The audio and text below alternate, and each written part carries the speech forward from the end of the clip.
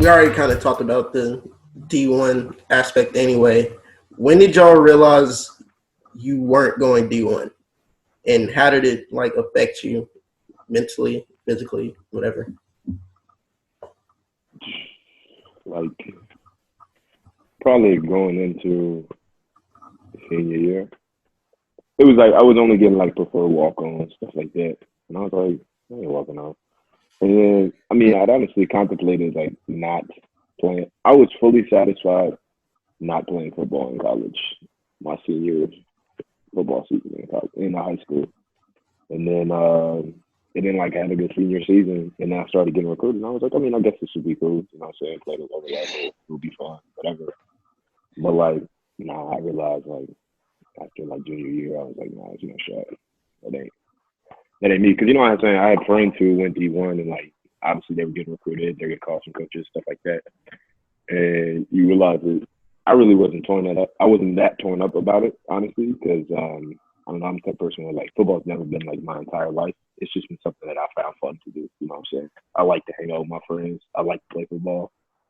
So it was never like something like devastating to me. I mean, I knew I wasn't like the fastest in the world, the strongest in the world. You know what I'm saying? So I was like, hey, it is what it is.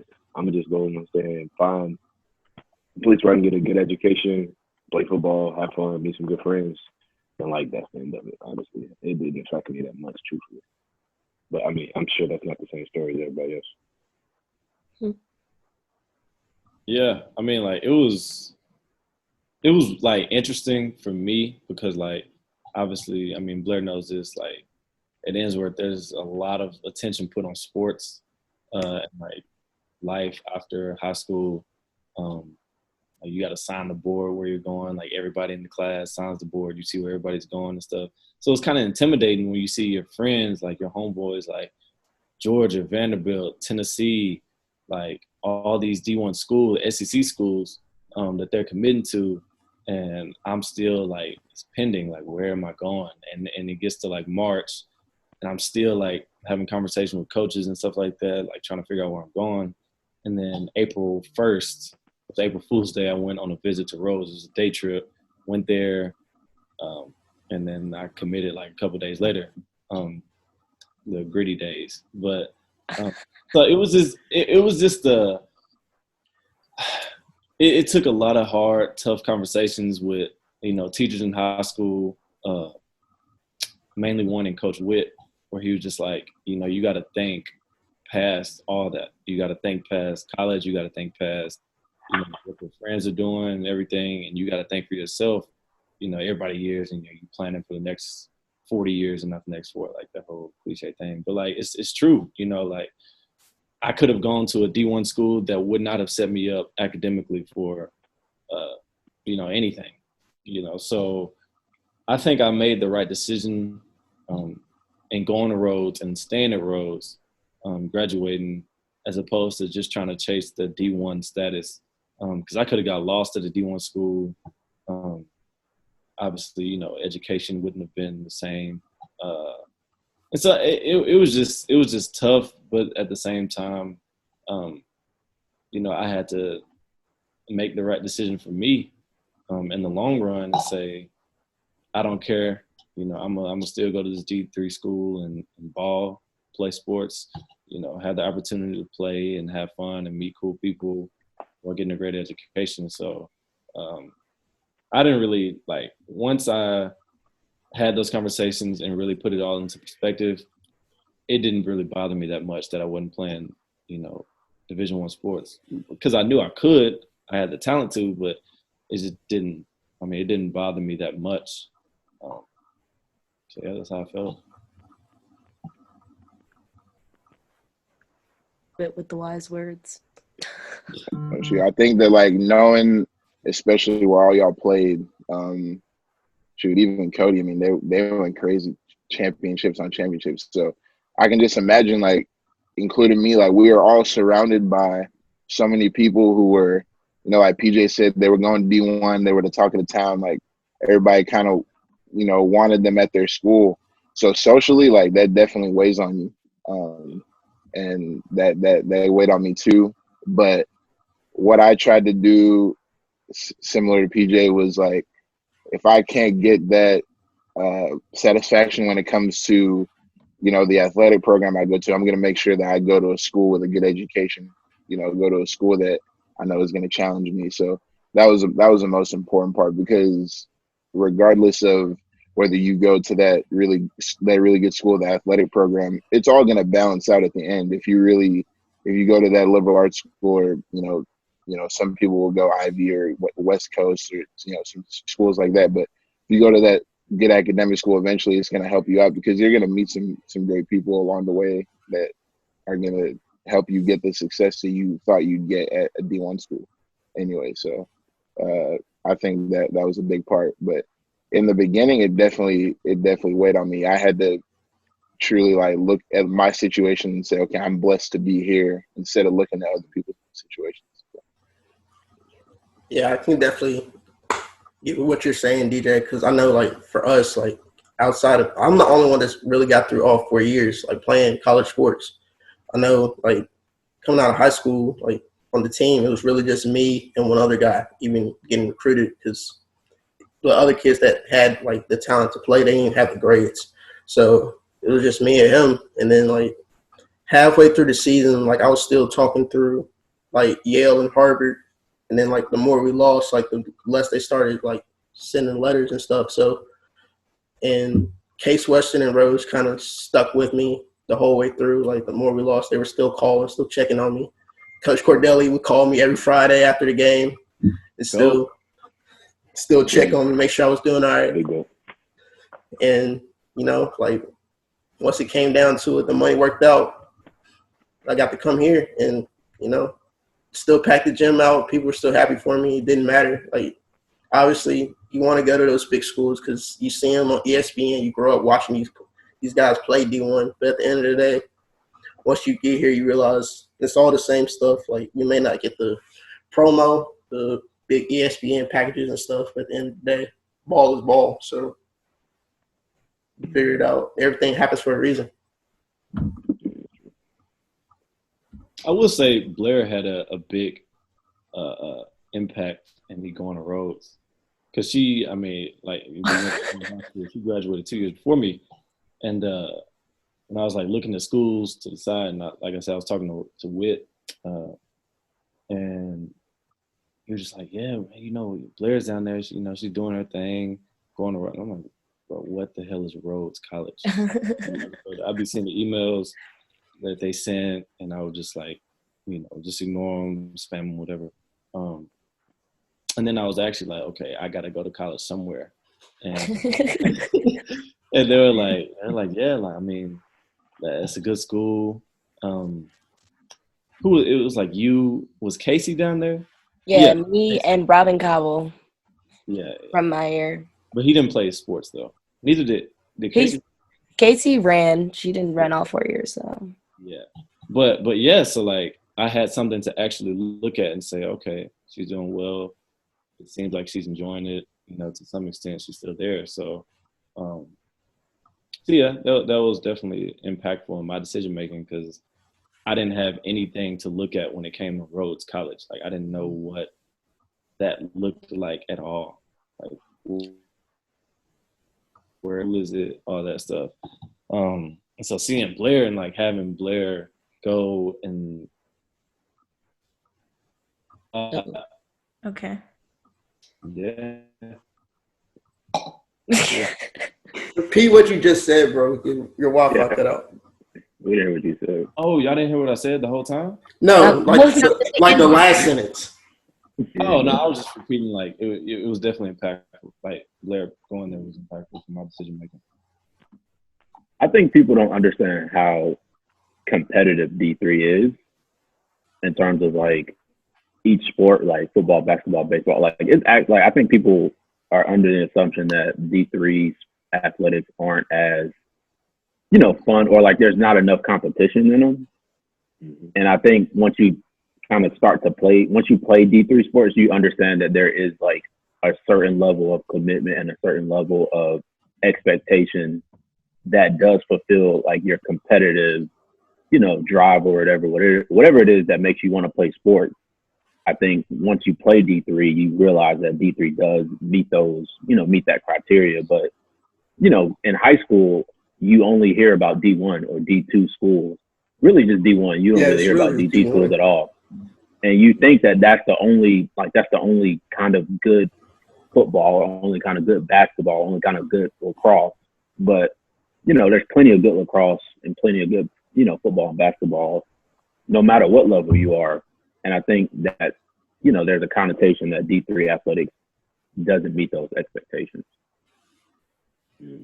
Well, personally, I think that's the NCAA's fault. And then, like, if you think about it, like, if you look at social media, when you say you're going D3, everybody's assumption is, oh, it's glorified high school.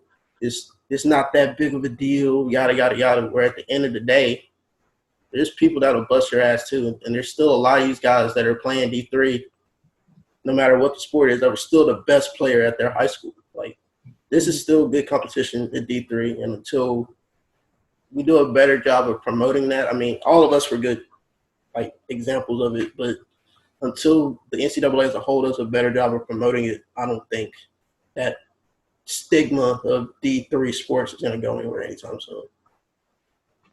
I can tell you, basketball wasn't on my radar at all. I was just trying to go to, like, a good school. And then when I started looking at Rhodes, I actually met Lauren Avant, who to this day is the best LA basketball player that I've had the pleasure of playing with. And, like, PJ knows, coming from a high school that's, like, super competitive, I didn't really, like, think anything of Rhodes or, like, playing at Rhodes. It's just kind of like it's a joke. And then I saw LA working out when I went on my visit, and I, like, got to talk to her. And I was like, oh, okay, yeah, this is something I want to do. And then coming in freshman year and having to guard her every single day in practice and basically, like, getting my ankles broke every day and going up against, like, arguably, like, the best athlete to ever come through the school really kind of humbles you and shows you that, like, D3 can – it's not for the weak-hearted, I can tell you that.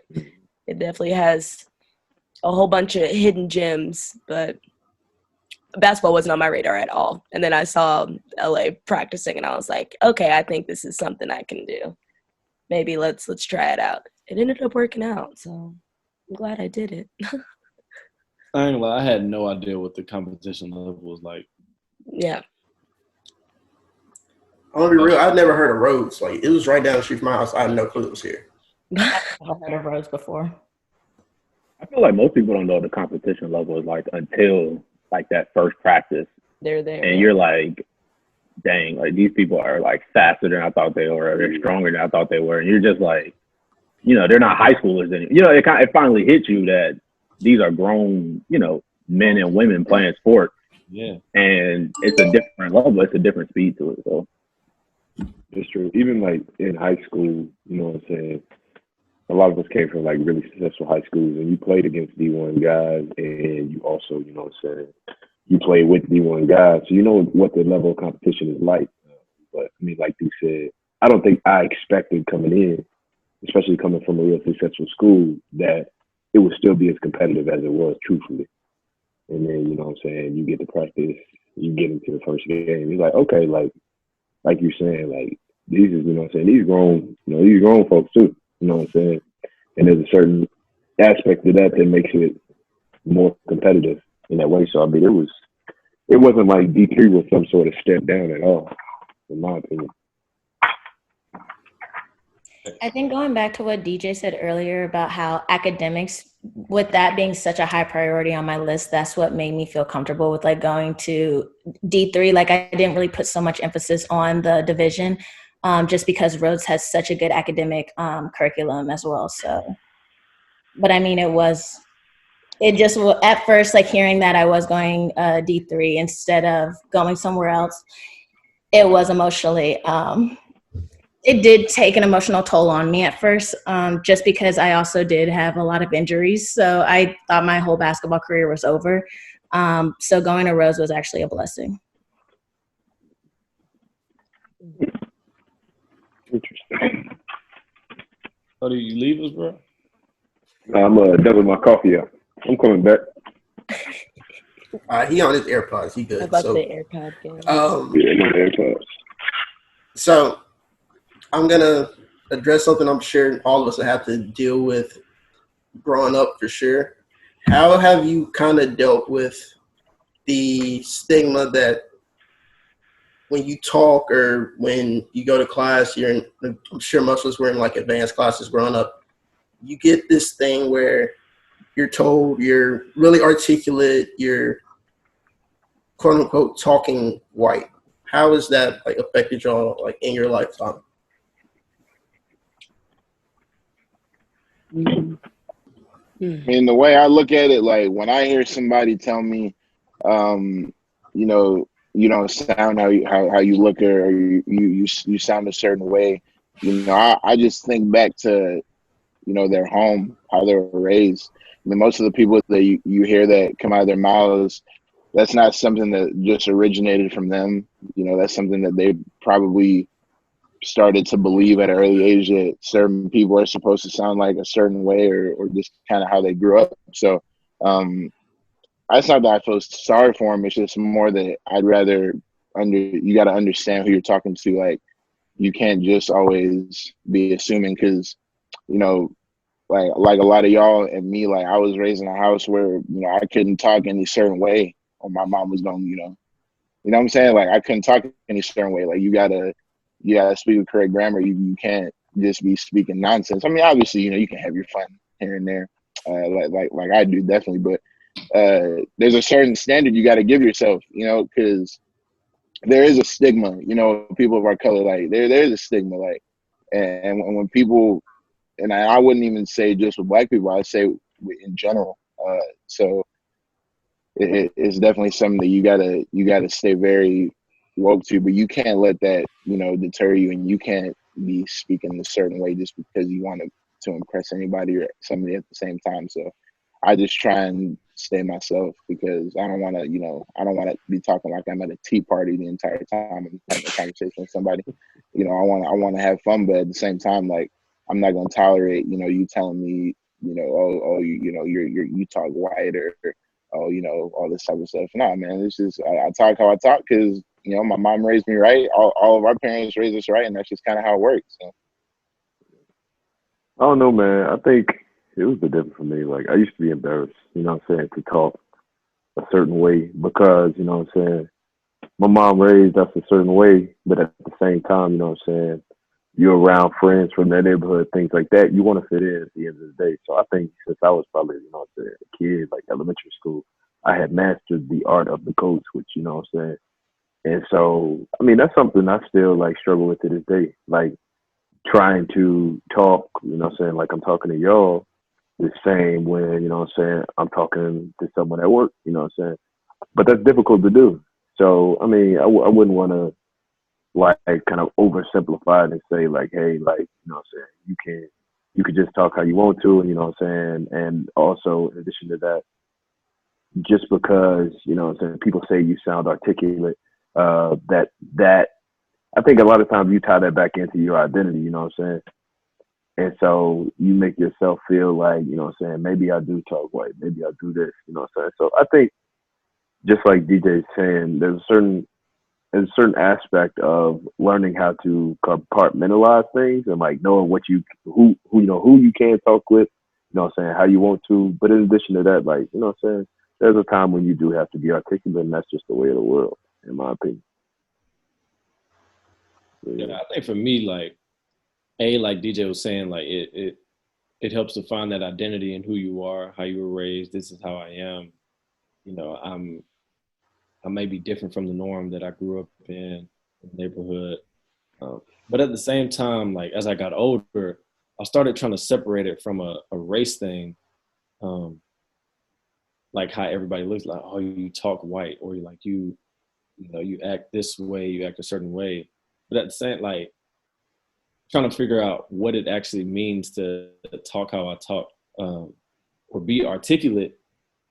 That's not white or Black, because I know some dumb white people. It has nothing to do with the skin color, as more as it does about your background, your education level, how you were raised, who you're around, what you fill your head with. And so I think in doing that, it helps me a lot in trying to make sense of things. But at the same time, I know that, I'm not naive enough to believe that, people don't think Black people sound a certain way and white people sound a certain way. I know that there is a stigma, there are racial stereotypes and everything. So even then, trying to not differentiate myself, but have my own identity and be my own person enough to not care, how people think Black people sound. I talk how I talk, like y'all have said, I was raised how I'm raised. I say, certain things how I say them. I don't care. I don't care what people think I don't care at this point. So definitely coming through school, it was on my mind a little bit, I went to magnet school. I'm not from a great neighborhood or anything, from the, East Nashville. Obviously it's changed a lot now, but back then it wasn't a great place to be. It wasn't the best part of town. And so just going to a magnet middle school, and then obviously going to a private high school, some of my friends in the neighborhood looked at me, oh, he's this, he's that. But then they started to say, oh, that's just PJ. That's just who he is. That's just who I am. That's my identity. So I just carried that throughout and just really stopped caring what people think about how I sound. They're jealous of me. That's what it is. They wish they could talk like that. They wish. I know it's something that I dealt with a lot. Growing up, country boy, out in the middle of nowhere, part of Tennessee. I'm the only Black kid in 98% of my classes. So it eventually came a point where whenever I did interact with other Black people, they were always Bryce is white. He does this white. As I got older, I tried to kind of understand what the hell does that even mean. I just articulate myself. I do this in a certain way because I was raised and taught to do things in a certain manner. I never really understood it. And it was also something that kind of expanded beyond performance. I know growing up, oh, Bryce only likes white people. He only likes this, and that. Bro, I'm just in. That's just so happens to be my surroundings. I go home to Black people every day. I never understood this shit, but now that I'm older, it's easy now to just recognize it as ignorance. It's just lack of education. There's no way for a person to sound based off their skin color, this, that, and the other. All of this is based off genetics and how you're raised, and it's just something that us as a country is going to have to overcome, because we've gotten to a point where we stigmatize pretty much everything about each other. And until that stops, this whole thing of because Black people or just people in general articulate themselves or carry themselves in a certain manner, it's because of this, that, and the other, instead of just that's who they are, like PJ said.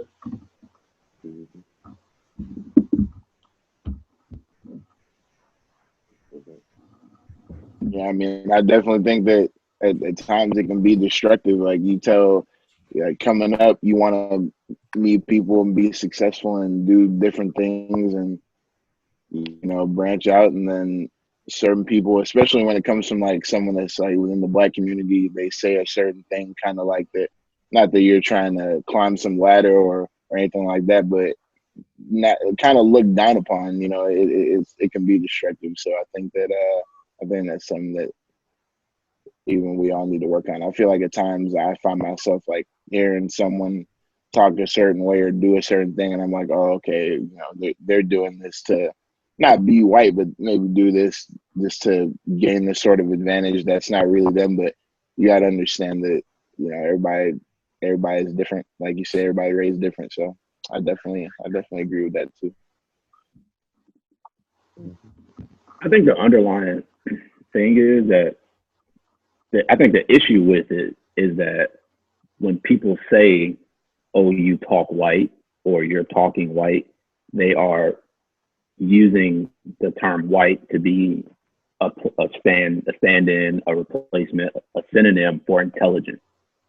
So, in your experience, like in our experiences, when we're talking and people say, "Oh, you sound white," they're usually saying, "Oh, you're talking intelligent," because that's how that's basically the history of our country specifically, is that white was synonymous with intelligence, or white meant intelligence, or white meant superiority. So when we're growing up and we're talking, in a way where we sound intelligent, that is assumed to be that we're talking white. But in reality, we're just talking the way we talk, or we're talking because we are intelligent, right? Like we're talking because we all got a good education and we know how to articulate ourselves. So we're talking intelligent, but when people, because you're dealing with white, let's say you're dealing with white people who say, "Oh, you talk white," but you also deal with black people who say, "Oh, you're talking white." Both of them are saying, "Oh, you're talking intelligent," in a way, but they're coming at it from two different perspectives. So you're dealing with two different pressures, two different kind of realities of when you go into a white space, people, they're assuming that you're going to sound black or sound ethnic, which they're basically trying to say you're going to sound unintelligent. So when you talk intelligent, they say you sound white. And then when you go into a black space and you're talking intelligently, they're accusing you of talking white instead of talking with a vernacular, right? African-American vernacular specifically, for us, because we're all black. So I think for most of us, we probably dealt with it in two different situations. And we probably felt like we couldn't be ourselves in places where we're supposed to be black. And we're trying to, fit in with black people, but we're getting accused of talking white, which just means, oh, you're trying to sound smart, or you're trying to sound smarter than me. And then you go to a white, environment and you're talking the way you talk, and people are saying you're overcompensating, or you're assimilated, or you're this and you're that. So it's kind of hard for people like us, where we're trying to fit into two different places, and we're still, we're getting kind of backhanded compliments in a way. When we say, "Oh, you talk white," it's a backhanded compliment of you sound intelligent, when you shouldn't sound intelligent in one situation, and when in another situation where people think you're trying to be better than them. Or at least that's been my experience and what I've, studied and stuff like that. Yeah, I feel like there's definitely layers to, whiteness, blackness, any other race. There's layers. It's not just one, cookie cutter. Oh, black people all act this way. We all know we're all very different. We come from different backgrounds. We've seen different types of black people. And so I see myself, I talk black.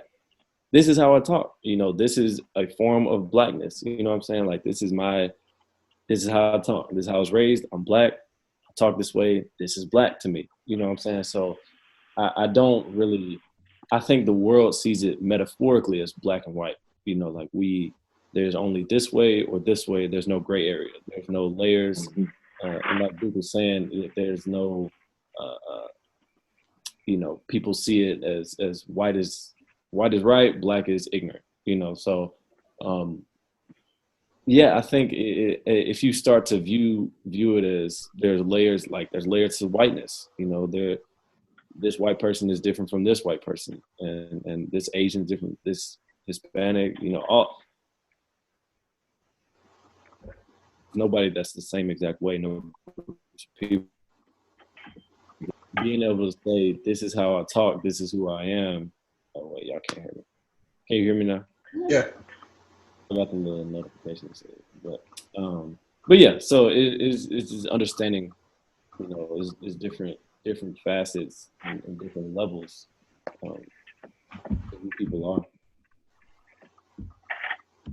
True. That's true. All right. So next question is, what is the biggest hurdle slash challenge in your career, and what is your greatest achievement so far?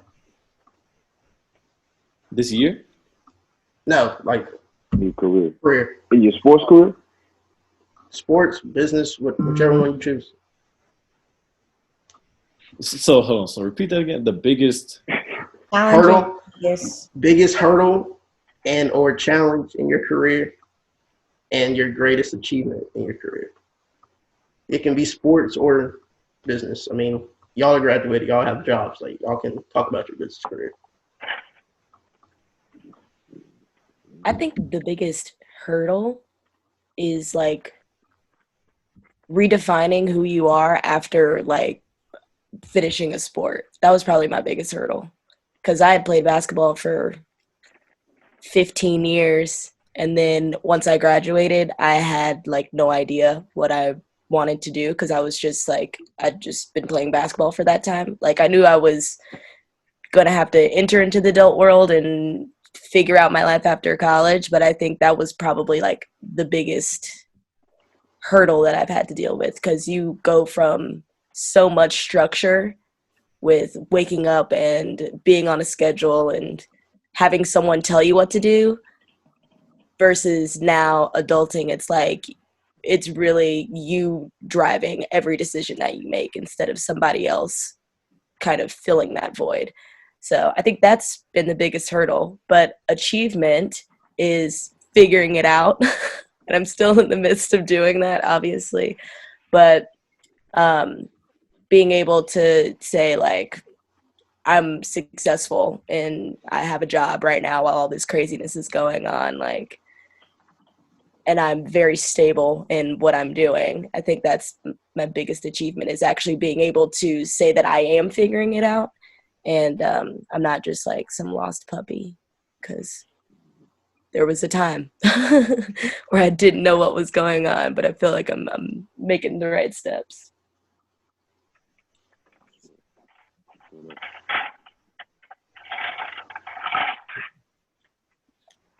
Anybody? I'd say for me, yeah, like the biggest hurdle, I guess, is because right now I haven't played in a real game since I was in Rhodes, but I'd say that for me, understanding how to know like when the game is going to be over it really was tough for me. I'm starting to figure it out more now, but I don't think that when it comes to just the grind of the game, like it'll never be as fun as it was in high school and college. So I had to truly just accept that and start to think to myself like what ways can I improve my overall standing or my experiences while I'm also still trying to play. And that's something that I'm sure PJ is working on too, but that was kind of the thing that I was struggling with in the beginning. And I think that I'm getting more towards the side where, in how Blaire explained, like where I'm driving it, where I'm making sure that I make an effort to, find different ways to work where when it does end, I can continue. Because the one thing that I always thought, and I think that happens to every athlete, I think, when you're in this stage is like, I was like, well, I mean, I have a good little career and, I'll be able to decide when it's over. But then when you get cut, like, you're like, damn, I put so much work into this and now I might have to go work a regular job. So that really hurt me. But then what I realized is if I ever get the opportunity again, I'm not going to let that happen. So that was kind of, I would say, a hurdle on the achievement mentally, just making sure that I know exactly how I'm going to figure things out when the game ends. Yeah, I would say that's also a challenge for me, like figuring out when to move on. And while I've had some success post college, as everything that I've wanted, and I know there are still opportunities to come and stuff like that. But even playing on a team for like 3 months. So we had like our practices. We started in like end of December. We started out in January. Had our first game, did well, played well. How did it? Okay, yeah. Everything was popping off, and then obviously coronavirus. So the whole season just came to a halt. I don't even know what I'm doing, and it looks now that this. So I was saying, like, one of the biggest hurdles now for me is trying to figure out what in the world am I about to do? Like, where does my life take? 5, 6, do I still pursue this career? Do I go different ways? So just having, hesitations about what I'm doing is my biggest challenge. Biggest accomplishment is that, okay, like, I played in a professional football game. That's a big accomplishment for me. But also, winding back to college, like, staying healthy and maximizing all my 4 years in college was my biggest achievement, I think. And obviously graduating with the opportunity to go and do whatever I want to in life. So I think, this, and obviously the, outside of the sports world, social life, everything. But with my career, or what I do, what I'm passionate about, I think those are my highs and lows. Like, being able to do what I wanted to do in college, sports wise, and post college a little bit, but then and what I'm doing now, so yeah.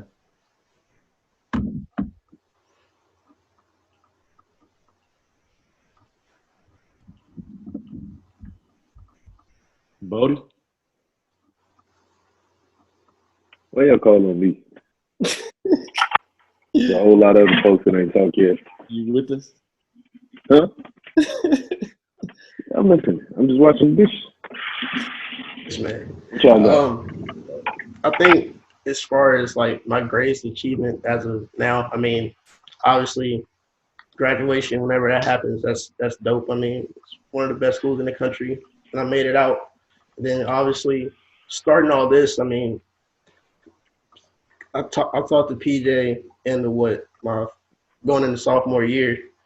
I definitely didn't see this coming what it became, and how it might translate into a job because of it. So being able to start this from scratch and have not only college students, but like people across the country that have no relation to Rhodes, and having people's parents like buy into what I started, that was something that's just been incredible to see, like, come from the ground up. Like, especially this last 2 weeks, like, with going with women's basketball to their tournament for free just because I started this, and then having the parents all come up to me telling how much they appreciated what I've done the past 3 years. And same with softball. Like, that meant a lot, like, just seeing, because I know, like, this was I did to start in the weight room, just playing around, and then it's grown to become this, like, national entity that people actually somewhat care about. Like, to have people reach out during this and say they wanted content, that was really cool to see. And then, like, as far as, like, my biggest challenge, I think it would be just, Cody, you and I talked about this before you left. It was just kind of seeing how the game kind of started to lead me as, like, the senior year went, and then you start to see you don't quite move as fast as you used to. Like, it just you kind of saw the end was coming. And yeah, it got hard toward the end, and then, eventually just kind of after that senior game, it just kind of all that big monkey kind of left my back. So yeah, seeing at the game and love me quite as much as it used to was definitely the biggest challenge so far. Old man Bryce. Hey man, knee shot, right shoulder shot because of baseball. Just Reached the point I couldn't do it no more. Right there. Oh man. Yeah, bro. I feel better now. Health is definitely wealth, though. I think what PJ said is like actually a great point because look, I think everybody in here for the most part we're all healthy like during our careers. That's huge because you see so many people in the training room, man, always worrying about something, and the fact that we're able to play as many games as possible.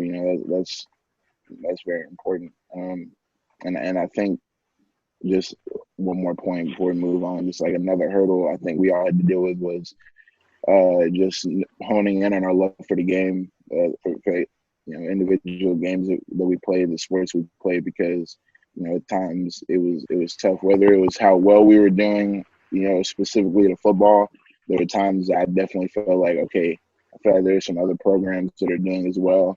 But then I'm glad that I never, quit on my teammates or quit on the team, like, because there are a lot of people that felt like that way, but we stuck in it. So that's definitely a big hurdle. Just trying to love for the game when not too many people care about it. It's just you got to figure out, ask yourself why you're really there. So that was huge too. X. Yo, Duke, biggest hurdle? What? What was your biggest hurdle and accomplishment? I don't really know what my biggest accomplishment is yet because I haven't really.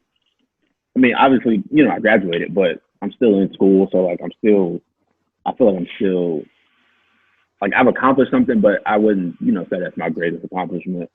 I think the biggest hurdle is staying on the path in terms of seeing the light at the end of the tunnel or seeing where I want to be, but then going through that process is definitely my biggest hurdle for me personally, is the everyday grind of, getting up and trying to finish what I started is something that I go through every single day, especially since I already graduated, but yet I'm still in school and I still, I'm not working. I'm not doing what I want to do. I'm not living, my dream. I'm not doing that or anything like that. So that everyday grind or, keeping that faith to keep going is definitely my biggest hurdle on a day-to-day basis for me personally. It's that constant trying to, finish what I started, that idea of always, if you start something, you finish it, but not ever truly seeing the end result until, I don't see, the work that I put in every day. I don't see that end result just yet. So always telling myself that in the long run, it's going to help, but you don't see the long run every day. That's something that you just got to trust that, what you're doing is right, what you're on the path, you're going the right direction, but never knowing if you're truly going the right direction is definitely my biggest hurdle. Yeah.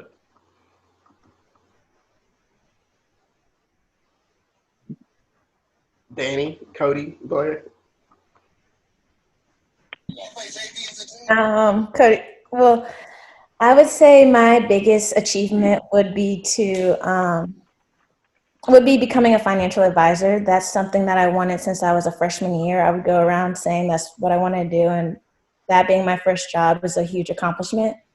My biggest challenge is that work-life balance, and also just with going back to how we talked about how sports and school gives you structure. So now I'm like forced to create my own schedule, especially being in the role that I am in.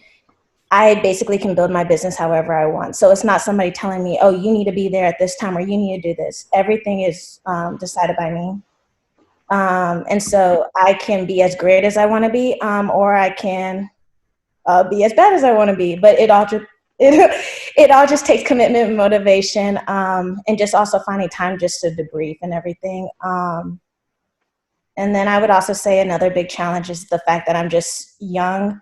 I'm a female in this role, and then I'm also Black. So challenging with that, but yeah. Triple whammy. How's your boy? How's Josh doing down there? He's good. I see him every Wednesday, so Good old loud man. That's he's always at the lake though now. So I don't. You'll be working. Probably.